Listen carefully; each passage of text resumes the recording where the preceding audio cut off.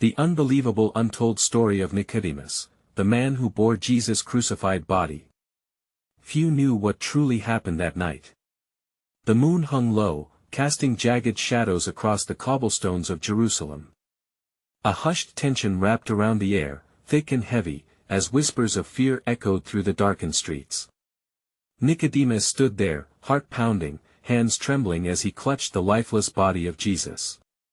Bloodied and broken, that sacred frame was a weight like no other. This was no ordinary night. It was Passover, a time meant for celebration, yet the city was cloaked in a grim silence.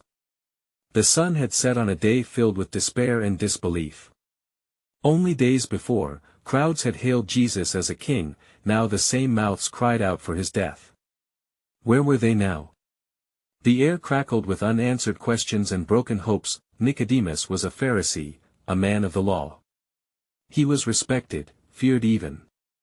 But in that moment, standing before death itself, all that prestige melted away. He remembered their conversations, late-night meetings under the cover of darkness. They had spoken of rebirth, of the kingdom of God. And now? Now it felt like all those teachings crumbled in his hands. As he prepared to lay Jesus in the tomb, a wild thought crossed his mind. This body was innocent, yet here he was, embracing it in a world that had turned cold and cruel. The spices he brought heavy, aromatic, felt like offerings for a sacrificial lamb. The weight of his choices sat heavily on his shoulders, but darkness pooled in his gut as he glanced around the tomb, the stone entrance looming like a mouth ready to swallow them whole. The soldiers, their hearts hardened, guarded the entrance. Would anyone dare challenge them? The chance of being caught was real, palpable. Yet, what choice did he have? A flicker of determination ignited in Nicodemus' chest. What would history say of him? The man who dared to care for a crucified criminal? Or the one who opened the door to hope? Just as he whispered a prayer for strength, he couldn't shake an ominous feeling. Something was coming. Was it menace or miracle that awaited behind the stone? Hey, before we continue with this amazing story, I need to give you an important heads up. Many subscribers have reported that YouTube unsubscribed them without warning. Take a quick second to check the red button below to make sure you're still subscribed to the channel.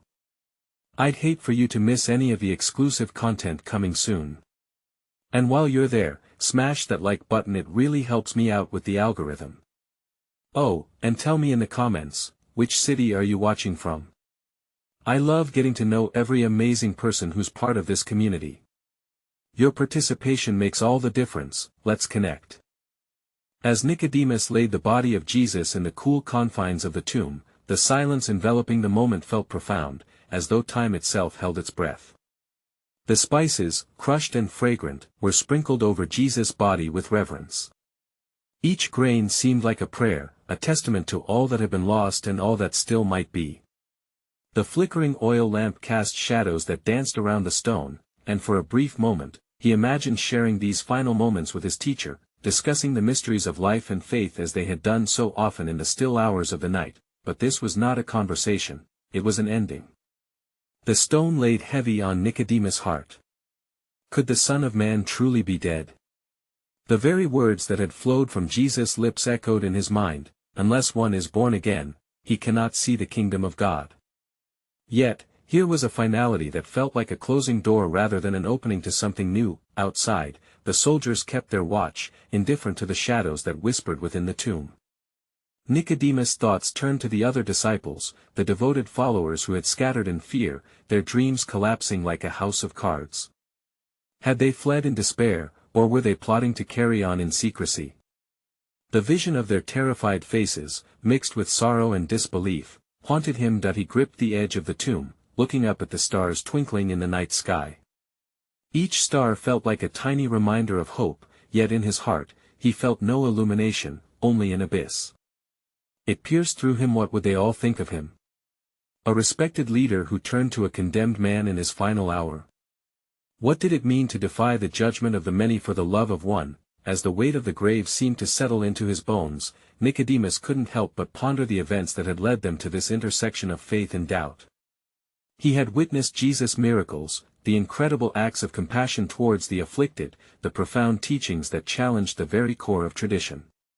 Yet still, he hesitated to fully embrace the truth of who Jesus was. Would he now forever be known as a coward for not standing with him in life? And then, a flicker of thought that shivered through him. If Jesus had spoken of rebirth, could there be a rebirth even in death? Was his sacrifice truly just an ending, or rather the beginning of a breathtaking revelation?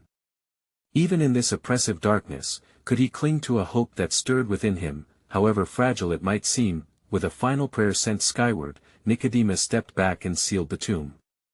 The stone rolled into position with a thud, echoing against the cavernous space, and it felt like a definitive finality. What lay beyond that stone?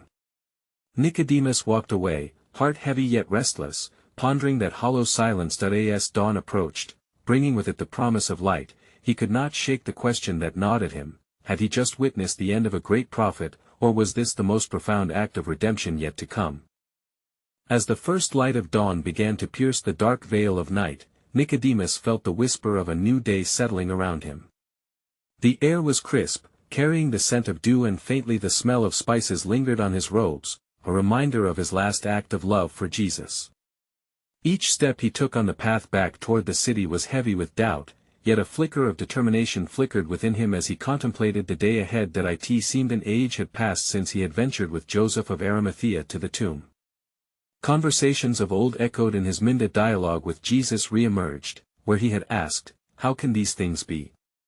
Now, his heart hung heavy with the weight of those unanswered questions. Was the notion of rebirth truly the living truth he had only barely grasped before? It felt like standing on the threshold of a door he was too afraid to open. As he reached the city, the hustle and bustle of ordinary life resumed around him.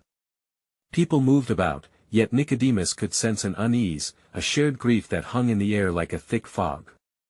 Whispers meandered through the street, stories of a man whose teachings turned upside down the old rituals and laws. Could they truly understand the depth of the sacrifice made on that cross? Each face he passed bore a memory of Jesus, the miracle worker, the teacher, the one who loved unconditionally, but now they seemed to only know him in his death. He turned a corner and saw a familiar sight: Mary Magdalene, seated on a stone bench, her head bowed. She looked up, her eyes bright yet clouded with sorrow. "Nicodemus," she whispered, each syllable heavy with the weight of her despair. "Do you believe that he is gone?" Her words struck him with a paradoxical force. How could she even entertain the idea that he might not be? "I saw him laid in the tomb," Nicodemus confessed, "but I cannot shake the thought of what he said about new life." For the first time, he truly considered her grief juxtaposed against the potential for resurrection that had flickered briefly in his soul. Mary's expression softened, hope glimmering like a distant star. "He spoke of life everlasting." Do you think he could have meant more than just a metaphor? What if this is not the end? As they spoke of the man they had both revered, a cold shiver coursed through Nicodemus. The possibility seemed ludicrous yet intoxicating. Against the backdrop of pain, his mind wrestled with the divine mystery: how could death, so final in its nature, hold a seed of new beginnings? In that moment, a rush of memories flooded his thoughts: the miracles, the way Jesus brought light into the shadows of despair. What if this story was bigger than he could understand? Faith, he pondered, often demanded a leap into the unknown. With each passing moment, he felt a growing urgency. Would he allow fear to speak louder than faith, or could he muster the courage to embrace the uncertainty? Could there truly be life in death, hope beyond despair? Do you think we could? He stammered, his heart pounding. Find the others. Perhaps we could be empowered, together. Mary nodded, her eyes glistening with unshed tears. Yes, we must gather them. We cannot forget who he was and what he said. But what if he is not finished yet? As they started to make plans, Nicodemus paused once more, glancing back toward the direction of the tomb. Just behind that stone, that final barrier, stirred unanswered questions and unfamiliar possibilities. With a new determination in his heart, he stepped forward, each stride ignited by a hope that dared to rise from despair. But a burning question lingered in his mind: what awaited them all in the hours to come, and could his faith withstand the revelation of truth that seemed to lie just beyond the darkened doorway of the tomb? As Nicodemus and Mary began their journey through the narrow streets of the city, the sun now hung low, painting the sky with hues of gold and crimson. Each passerby, deep in their own thoughts, seemed oblivious to the renewed fervor igniting the hearts of the two disciples. Nicodemus clenched his fists as though hoping to physically grasp the courage he sought. "How do we even begin?" he asked, his voice barely above a whisper, feeling the weight of the world pressing down on their shoulders. "How do we find the others? How can we speak of hope when sorrow blankets us?" Mary's eyes sparkled with a flicker of certainty. "We start with those who have loved him most, the ones who believed, the disciples who walked with him, shared bread with him. They must know what we are feeling. And perhaps they, too, have questions that pull at their hearts. With their destination fixed in their minds, they weave through the bustling market, each stall vibrant with life but devoid of the joy Nicodemus remembered. Instead, an air of mourning lingered. There was Simon, the fisherman, trading fish with a frown plastered across his brow. There was Judas, his eyes downcast, shifting uncomfortably as he exchanged words with a stranger. The city felt a shadow of its former glory, and Nicodemus contemplated the collective haunting that lingered in each soul. After searching, they found the disciples gathered in an upper room, a place once filled with laughter and stories of miracles, now steeped in despair. The familiar faces were shrouded in silence, their expressions like lingering shadows of disbelief. Peter paced nervously, doubt etched into every line on his face. John and James sat close together, whispering in hushed tones, and the air felt thick with unspoken grief. Mary stepped forward, her voice firm yet trembling. "Brothers, we must speak. We cannot let grief be the end of our story." As she continued, inspired by her own sense of hope, Nicodemus watched as their eyes lifted from the floor, inquisitive yet fearful of the words that could change everything. "What are you saying, Mary?" Peter interrupted, shaking his head slowly. "He is gone. We saw it with our own eyes. It is finished, but is it truly over?" She pressed, a fire igniting behind her sorrow. "He spoke of life, of a resurrection. What if we have only seen the shadows of truth? It cannot end like this." Nicodemus moved closer, emboldened by Mary's passionate plea. "We cannot let our hearts be swayed by despair. Remember the words he spoke about being born again, of life in abundance. Perhaps this is a moment for us to remember what he truly taught." The room fell into a silence so profound that even the softest sounds felt loud. Nicodemus could see the flicker of questions leap into the minds of his fellow followers, like flames threatening to consume the darkness of disbelief. "But what if we are wrong?" John whispered, glancing at his brothers incredulously. "What if clinging to hope causes more pain?" "Hope can be painful, yes," Mary replied, her voice steady now. "But it can also be powerful. What if we choose to believe? Are we not followers of a man who defied the odds? Have we not seen miracles? Do we lack faith to imagine that there could be more?" With each word, a sense of restlessness grew in Nicodemus's chest, a yearning to know, to understand what lay beyond the grave. Memories flashed through his mind, the parables, the miracles, the love embodied in each action from Jesus. "Is this not the essence of our faith?" He ventured into the void, his voice rising. "To believe in that which we do not see. To embrace the unknown." Slowly, their doubt began to morph, faces shifting from despair to contemplative intrigue. Nicodemus took a step forward, sensing a change, a willingness to open their hearts to possibilities yet unexplored. As they exchanged stories and intentions, something within Nicodemus transformed.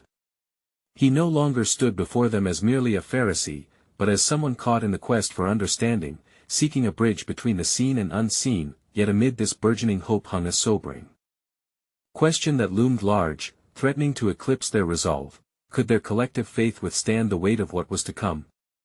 Would their hearts remain open, or would the fear of disappointment lead back into despair, closing the door on the promise of resurrection? As the evening wore on and shadows deepened within the room, the small group of disciples continued to grapple with the conflicting waves of hope and despair. The atmosphere pulsed with an energy that was both tender and fragile, and the flickering oil lamps cast a warm glow across their weary faces. Mary spoke again, her heart still yearning for the courage to trust in what was yet unknown. Maybe our struggle comes from not truly grasping the essence of his teachings. He often spoke in parables, teaching us to see beyond our immediate circumstances. We must listen for wisdom in the stories he shared. A gentle murmur of agreement washed over the group as they reminisced.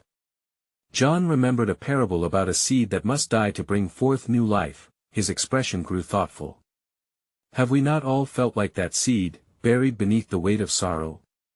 Perhaps we are on the brink of new life if only we believe. Encouraged by John's words, Simon leaned forward, his brow furrowed in contemplation.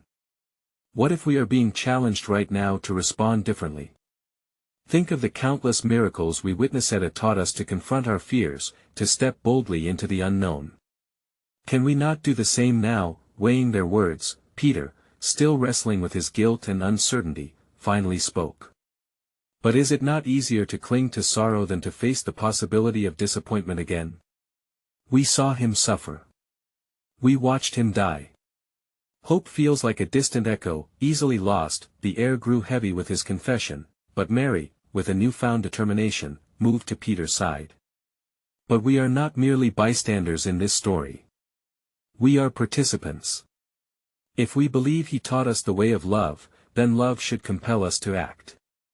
We owe it to ourselves and to him to explore this together. The conviction in her voice began to break through the barriers of despair. Nicodemus felt the warmth from her words radiate among them, a flicker of faith ignited.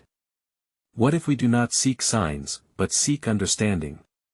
What if we bear witness to the very essence of the love he revealed? Perhaps that is the greatest act of faith we can express. Gradually, those gathered accepted this invitation to seek a deeper understanding of their Master's teachings. Inspired by the same spirit that animated Mary, they began to share their recollections of moments that had transformed them, times when their faith had been stretched, and they had been met with incredible grace. As the discussions swirled, metaphors of light and darkness flooded their thoughts. They reflected on the imagery Jesus had woven throughout his lessons: light arising in the darkness, hope kindled in hearts heavy with sorrow. Nicodemus recalled a moment Jesus surrounded by thousands, multiplying a few loaves and fish to feed the hungry. Could that miracle serve as a reminder of what is possible? He pondered aloud. Could our hope grow in ways we had never imagined? In the heart of their discourse, an unacknowledged truth simmered just beneath the surface. What lay ahead was not merely an exploration of resurrection, but a journey into the depths of their own faith. Each of them was standing on the precipice of either despair or renewal, and it was becoming increasingly clear that their true test would not be just what they believed but how deeply they dared to believe in one another, in the love that had so profoundly changed them. Yet, just as their spirits began to lift, doubt crept back into the corners of their minds. Nicodemus could sense that the shadows of past wounds, betrayals, fears, anger were still haunting the edges of their hearts, ready to strike at the first sign of vulnerability. The looming question unsettled him: what would they do when faced with the unimaginable challenges that awaited them? Could they cling to hope, even when it felt like walking through the valley of the shadow? Each question left an echo, urging them closer to truth yet stranding them at the edge of uncertainty. As twilight deepened, washing the room in soft shadows, the atmosphere shifted once more. The disciples, now buoyed by their reflections, fell quiet, each wrestling silently with their newfound resolve and the weight of their uncertainties. It was in this pregnant pause that a gentle knock at the door shattered the solemn air. Startled, the disciples turned as Mary rose to answer, anticipation mingling with trepidation. Upon opening the door, they were met by a familiar figure, his clothes dusted with the remnants of a long journey. It was Joseph of Arimathea, his face a canvas of profound sorrow paired with a glimmer of hope that ignited curiosity among those gathered. "Peace be with you," he offered, settling into the dimly lit room, his eyes darting among the faces. "I come with news that weighs heavy on my heart yet brims with purpose." The group leaned in closer, compelled by the gravity of his presence. "The body of our Lord has been laid to rest in my tomb," he continued. "I sought this act to honor him, yet now I am troubled. It is said that we must not forget his teachings were not simply for the days of his life. They are meant to reverberate through our own existence." Peter's brow furrowed, "but what whispers on the lips of men? Is it not enough that we have seen him crucified? Are there not those who would sow seeds of doubt concerning even his burial? Joseph nodded gravely. Indeed, there are whispers, fear lingers in the streets, and as much as we bury our grief, rumors of something divine stoke embers of unrest. There are those who wish to guard against any attempts to revive the fragile hope that remains, yet that appears to contradict everything he stood for. Simon interjected quietly, wrestling with the implications of Joseph's words. Belief was never meant to be locked away in a tomb, but courageously expressed among the living. Exactly, Joseph affirmed, his voice rising. And herein lies the challenge: if resurrection is the path we are meant to walk, then we must prepare our hearts. It is not merely the act of returning from death that we need to comprehend, but the profound embrace of love in its fullness past, present, and what is yet to come. With his heart racing, Nicodemus felt the stirrings in his own spirit, an unexpected call to action against the rising tide of despair. If we are to recognize the weight of what has happened, we must stand at the threshold of understanding together. This is a moment that asks of us faith and courage. But will we act? Will we carry forth the story he began? As they pondered, an unsettling thought crept back through Nicodemus' mind. Could it be, he wondered aloud, that we are to experience this resurrection not only for ourselves, but as a collective acknowledgement expressing our belief not just in our hearts, but in our actions? The silence that followed rang heavy with the daunting implications of his question. Each disciple gazed around the circle, reflecting on the interplay between belief and doubt. They had weathered storms of despair and glimpsed the flickers of hope, yet uncertainty remained a restless companion. Would they have the strength to embrace the challenge before them, to stand as witnesses in the face of a world that seemed resistant to change? The question lingered in the corner of the room, its echo awakening an undeniable resolve: if they were to nurture new life, they must confront the unknown together. And so, as the last glimmers of daylight faded into the tapestry of night, the disciples did not possess all the answers, but an understanding began to dawn within them. Perhaps the greatest story was not just bound in miracles or teachings, but lay in their willingness to bear witness to each other's fears and failures, in the very act of love and connection that would ultimately define them. What, then, would they choose to believe in the past that constrained them, or the love calling them into a new future? As the shadows deepened around the disciples, each man wrestled with the weight of Nicodemus' question, its resonance echoing both within and around them. Outside, the city whispered tales of loss and fear, a stark contrast to the flickering hope that began to weave itself between them. They were not merely witnesses to an ending, they stood at the perimeter of a beginning. Perhaps, suggested John, his voice gentle yet firm, the power of what we believe can transcend the confines of our understanding. If we reflect on his love, on the very heart of his teachings, we can begin to articulate that love even now. Among ourselves and beyond these walls, Thomas shifted uneasily, the shadows amplifying his doubts. But how do we articulate what many cannot yet fathom? If resurrection is indeed the message, how will we convince those bound by their despair, those who have yet to witness the truth for themselves? Joseph raised his hands as if to calm the turbulent sea of thoughts rushing around the room. We begin not by convincing, but by embodying. By standing in solidarity, we demonstrate what faith looks like. We become vessels of his love, even in ignorance or confusion. The room held its breath, the air thick with unuttered fears and fragile hopes. What would it mean to step boldly into the unknown, to be carriers of a message whose outcome remained a mystery? Each disciple felt the weight of decision bearing down upon them, a shared burden budding with potential. Mary, the mother of Jesus, remained contemplatively silent until now.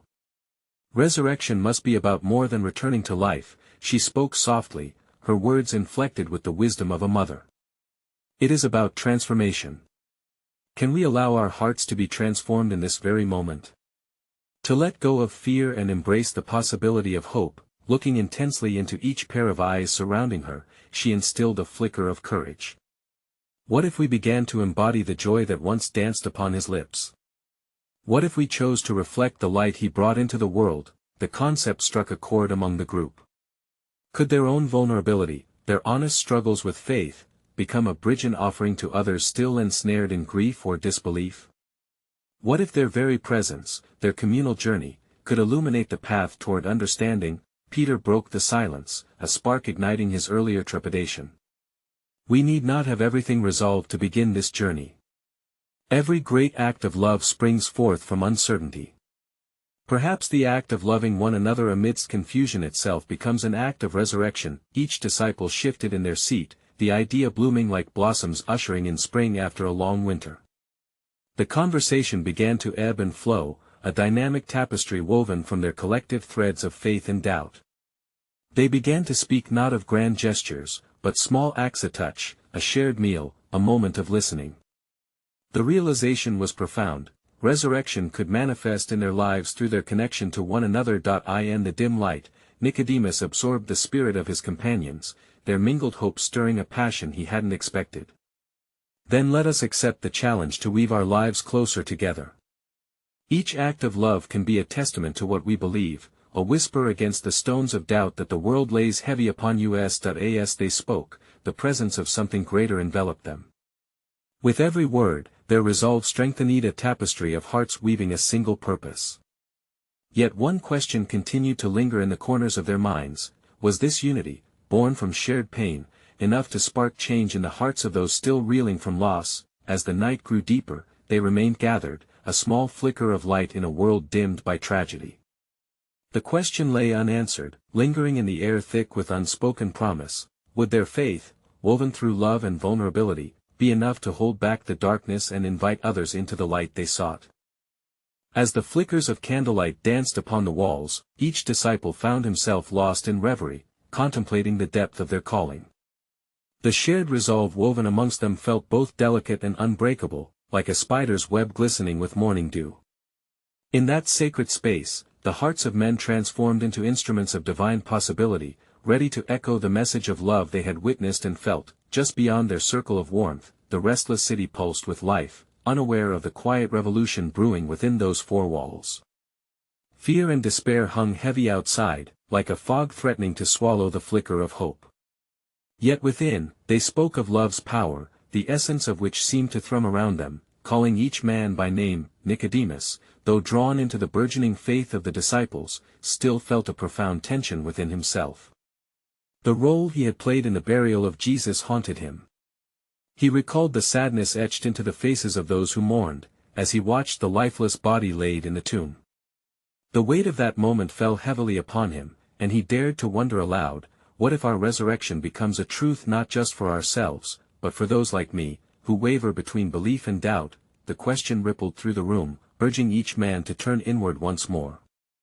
Thomas, still wrestling with uncertainty, replied, "Can we truly believe resurrection is attainable when we ourselves are crushed by the weight of sorrow? Can we offer hope without first experiencing the depths of despair?" Mary, her wisdom unspooling yet again, interjected softly, "Resurrection is not a singular moment but a journey woven through suffering and joy intertwined. The path of understanding is paved with our willingness to bear one another's burdens, to partake in each other's sorrow, all while nurturing the seeds of faith that could bloom into a garden of belief." Her words resonated deeply, prompting John to weave another thread into the conversation. Every heart that has felt loss also longs for hope. If we step into the shoes of those suffering, showing the raw honesty of our own stories, might that illuminate a pathway for others? Can our own struggles with doubt become a kinship bridge for them? The implications hung palpably in the air, tangible yet elusive.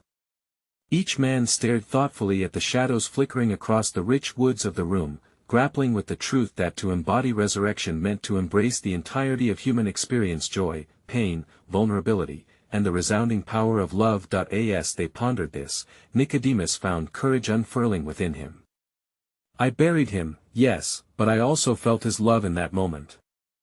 I felt it filling the empty spaces in the grief.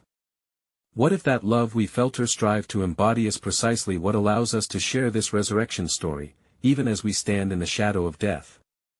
How do we bear witness to the depths of despair while holding on to the promise of new life?" Amidst the thoughtful silence, Peter's voice broke through like a clarion call.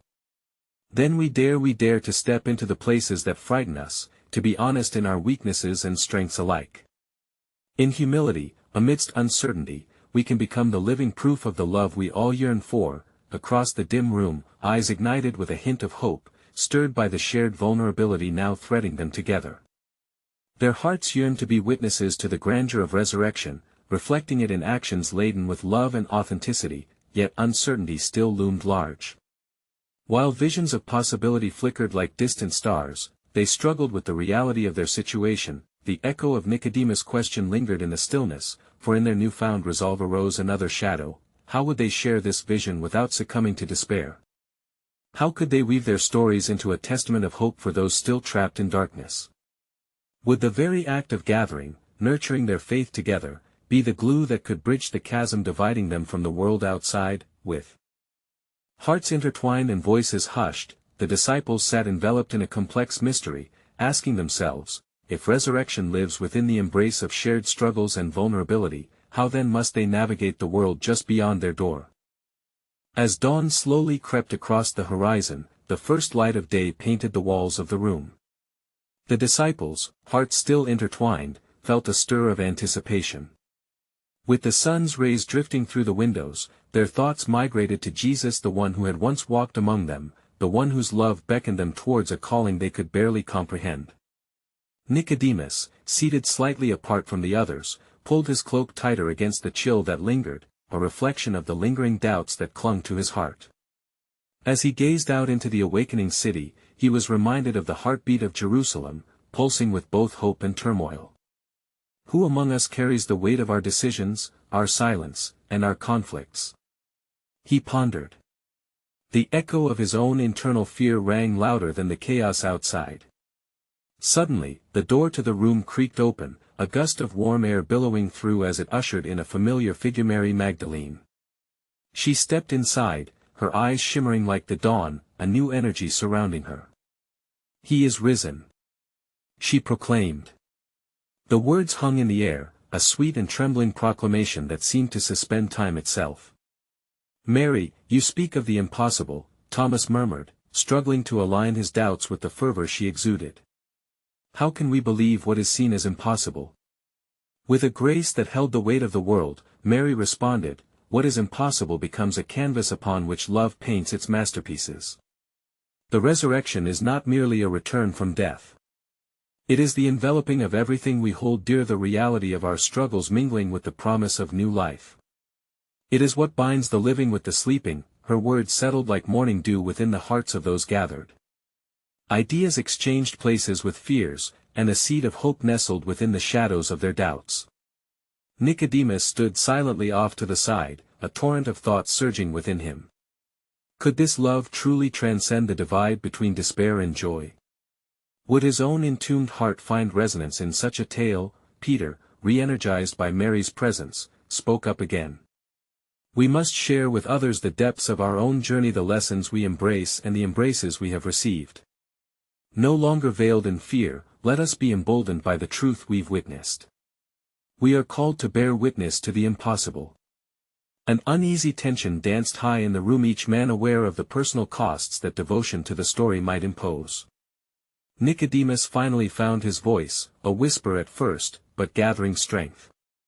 "If we believe this resurrection can bridge our fear and our faith, then it must be shared with all, even those still clinging to the shadows. Those who weep must know they are not alone in their lament." Yet, with the building courage came another weight, the responsibility to carry such a promise outward into a world overflowing with doubt. "But how will we be received?" Nicodemus asked. "What of the scrutiny that will surely follow? Will our hearts bear the weight of rejection?" The question lingered heavily as the sun rose higher, a dark shadow cast alongside flickering hope. The disciples exchanged glances, inflammation of spirit tempered by the reality of what lay ahead. Janus, the nascent voice of compassion among the group, suggested, "Then we will meet fear with honesty and darkness with light. With each step into the unknown, we can summon love, transform rejection into dialogue, and sorrows into shared burdens." As resolve built momentum within the circle, a gentle understanding arose, a recognition that the journey of sharing resurrection was as sacred as the event itself. It would be a path laden with struggles, but also shimmering with the possibility of connection, healing, and profound solidarity. In the stillness that followed, Nicodemus felt a fateful inkling of unity emerge among them. Would they have the courage to live as witnesses? To embrace the ongoing revelation of love, even amidst the overlapping riddles of life, death, and rebirth? As we step into the world, will it close its doors to us or open new horizons for our believing hearts? He wondered, uncertain but eager to embark on this transformative quest together with his brothers in faith. The question echoed in the hearts of the disciples: if resurrection is not merely a story but a way of being alive to the mystery, what whispers of truth lay waiting in the encounters they have yet to meet? As the sun rose high into the sky, bathing Jerusalem in gold, the weight of commitment settled heavily upon the disciples, now intertwined by purpose and vulnerability. Each man felt the flicker of resolve igniting within him, a divine spark urging them forth into the world, poised to echo the love they had found amidst despair. Nicodemus stood at the window, gazing out at the bustling streets pulsating with life yet overshadowed by a lingering grief. No longer was he just a silent witness, was now part of a narrative that beckoned for transformation. "Let us begin," he urged his companions, his heart racing with equal parts anxiety and anticipation. "We must carry forth this story of resurrection to those burdened by despair. Its truth is not merely for us but a lifeline for the weary." The room, once thick with uncertainty, stirred to life with a newfound energy as each disciple nodded, drawn to the purpose that now coursed through them like a river of hope. Empowered by Mary's initial proclamation, their journey was no longer shrouded in doubt but illuminated by the promise of what lay ahead.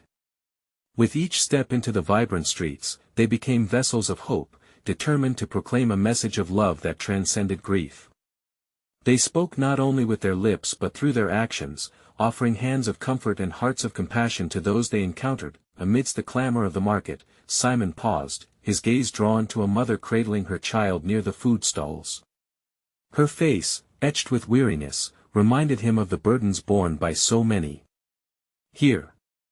He called to his friends, motioning them over. Approaching her, he knelt down, meeting her tear-stained eyes. "You are not alone in your sorrow," he whispered gently. "We have witnessed the depths of love even along the pathways of grief, and we can share that with you." The mother looked back, uncertainty mingling with hope, as Simon offered her a loaf of bread. In that moment, the flickering flame of companionship ignited as others joined in, sharing not only food but stories of their ephemeral struggles.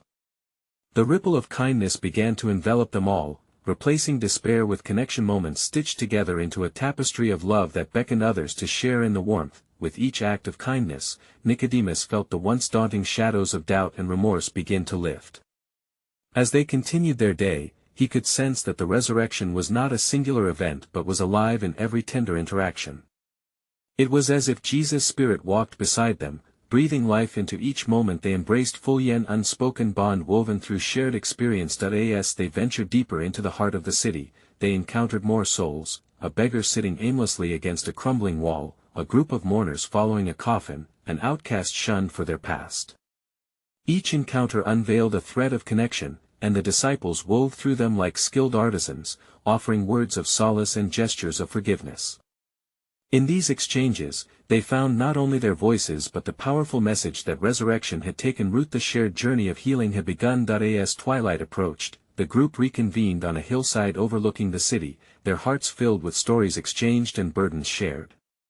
The air tasted of hope, rich and sweet, as they gathered under the canopy of stars, each twinkling light a reminder of the divine love that lingers on the edges of mortality. "Perhaps," Nicodemus ventured, "the greatest revelation of resurrection is that it becomes alive in us, in how we respond to one another's pain with love."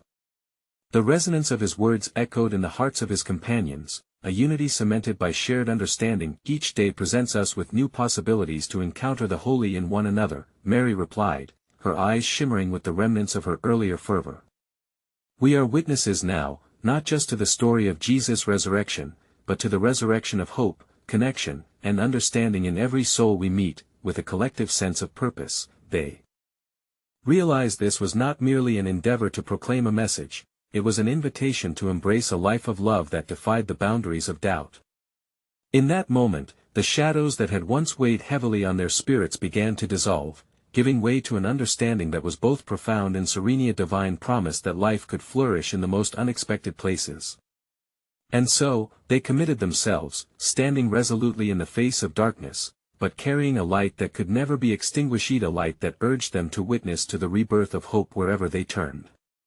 In the shadow of the cross, a chasm of despair, They would be the bridge, inscribing the echo of resurrection into lives once filled with sorrow. As night fell and the stars shimmered like promises kept, they felt the haunting yet beautiful truth resonate within them. Love, when fully embraced, could transform hearts and heal the broken. Together, they carried forth a revelation that would ripple through time, a testament to the power of faith ignited in love. A revelation that, in the grand narrative of life and death, there lay beneath the surface an astounding truth, that every soul has the potential for rebirth, that every heart, no matter how heavy, could find its way to lighter days, painted in the colors of grace and boundless love. In the dawn that would follow, they understood the call to action that rested upon their shoulders, the call to share this boundless hope, this unfathomable love, and in so doing, be transformed over and over again. The story was not over, it had only just begun.